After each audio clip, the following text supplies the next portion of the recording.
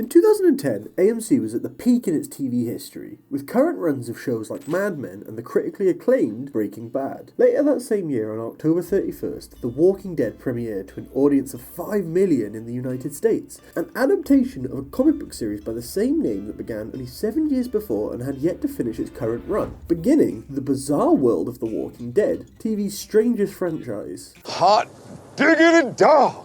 Despite facing remarkable highs and daunting lows, The Walking Dead emerged as one of the most successful shows of all time. Its turbulent journey was marked by cast departures and behind-the-scenes challenges. It has become a limitless subject for discussion, with numerous YouTube videos dedicated to discussing this subject. It's crucial to recognise the cultural context of 2010. There was a heightened demand for zombie-themed content. While exceptional movies like 28 Days Later, Zombieland and Shaun of the Dead had captivated audiences, these were primarily confined to the realm of film. Television networks rarely undertook the massive task of portraying zombies due to the grand scale of costs.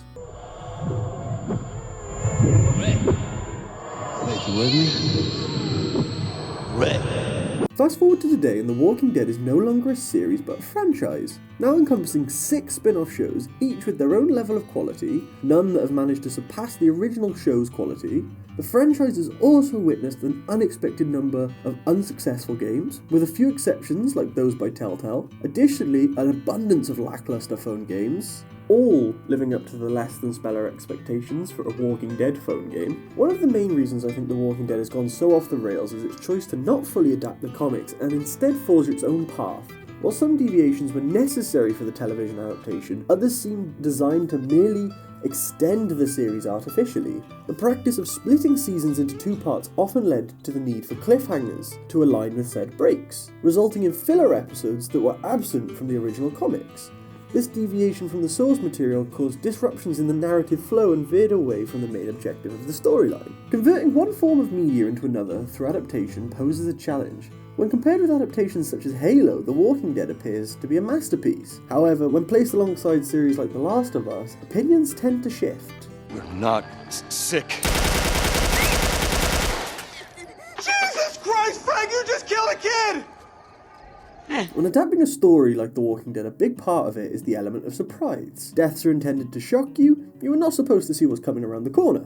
So, adverting expectations and doing something different in the show will naturally cause shock, like you're reading the comic again for the first time. But this is drifting away from the original story. It's very easy to criticise a $1 million production as if it's a simple task, but The Walking Dead did manage to captivate audiences of millions for years, having such incredible episodes that to this day stand out as some of the best of television, such as No Sanctuary from Season 5, Episode 1, and Pretty Much Dead Already from Season 2, Episode 7.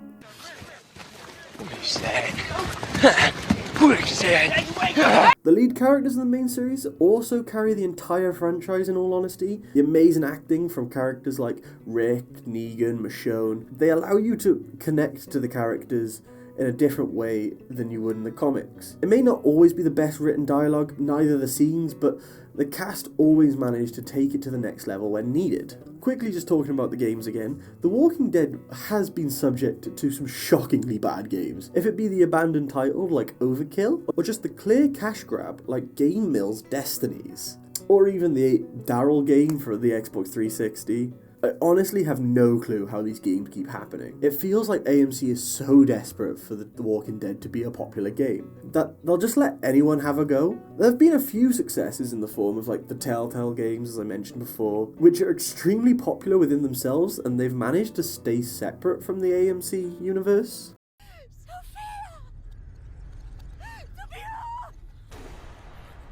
The Walking Dead is now following many other companies and becoming its own cinematic universe, expecting fans to now follow across different shows and keep up with what's going on in a bigger narrative. Airing right now, we have the 3 main spin-offs, all being lead characters from the original series, bringing their storylines to an end, of course after a couple seasons each. Quickly running through the shows for people who have lives and don't keep up with The Walking Dead constantly, we have The Walking Dead Dead City, being Maggie and Negan going to New York City, Daryl Dixon being Daryl going to Paris, and in Season 2 he's going to have Carol join him, which I think was the original plan for that show, but I have no idea. And The Walking Dead The Ones Who Live, being Rick and Michonne finding each other once again. There are other spin-offs, but I don't really think they're worth mentioning, mainly because they're not airing and they don't tie in as much.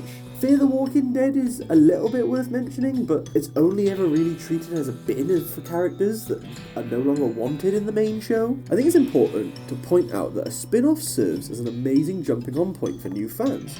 I know people who have loved Better Call Saul and have now only started watching Breaking Bad.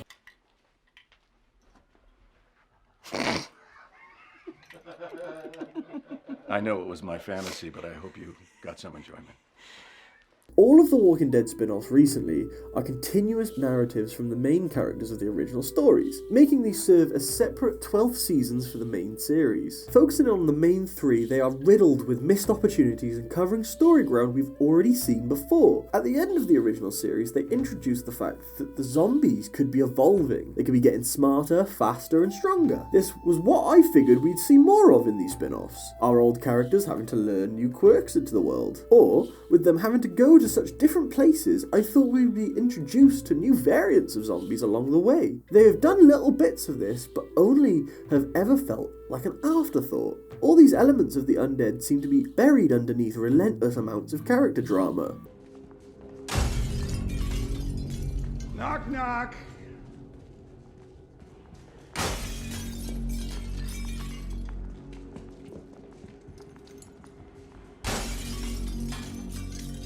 I said, knock, knock. In all of these spin-offs, there is a notable emphasis on the discussing of military actions at the onset of the apocalypse. I lost everything! I bombed Atlanta, and I bombed Los Angeles, and I was en route to do the same to Philadelphia!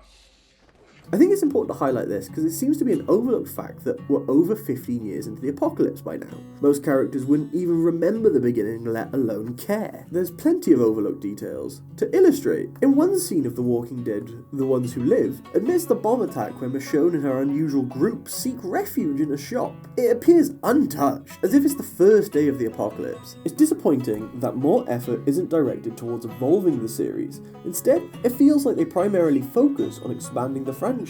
I'm eager to delve into the first spin-off that is airing currently, as I find it the most disappointing of them all, The Walking Dead Dead City, originally titled Isle of the Dead. Negan! My brother!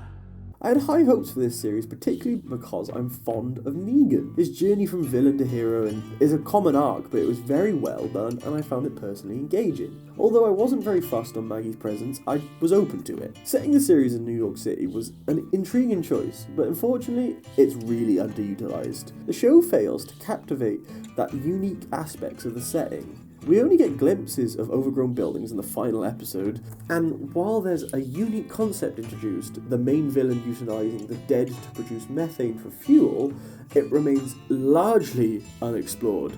Instead, it becomes more of a backdrop for character drama. Additionally, I want to talk about some of the worst camera work I've seen in this one particular scene. Throughout this entire series, shaky cam has been absent. It appears during a slow conversation out of nowhere. The jarring effect feels like someone is repeatedly kicking the camera, and it's really distracting. I read a comment the other day by a user called Alex Soul on a website called Serialized. I thought it wrapped up the series perfectly, and I just wanted to include it. The show accomplishes making the characters you once loved unlikable, making characters that were already unlikable even more unlikable, and adding a whole lot of more unlikable characters. The fact they're making a season 2 makes no sense.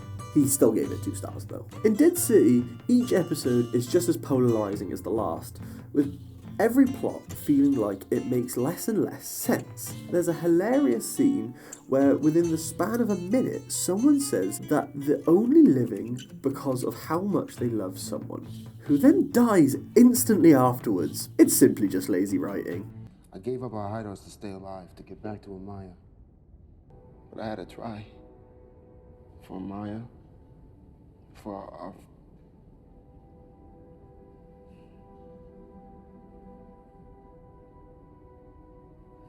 Like you said, gotta do whatever it takes to make it safe.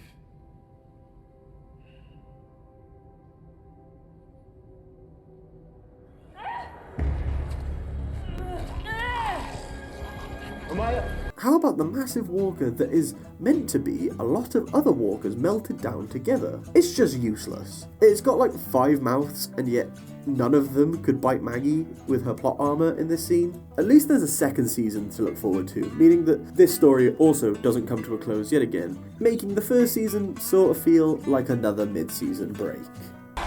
What the fuck? The main series never came to a solid end. They just kept making spin-offs instead. The ending of the comics is clearly not what they're aiming for, but it's to simply surpass it and for it to become its own franchise. But not everything needs a franchise. All stories need an end.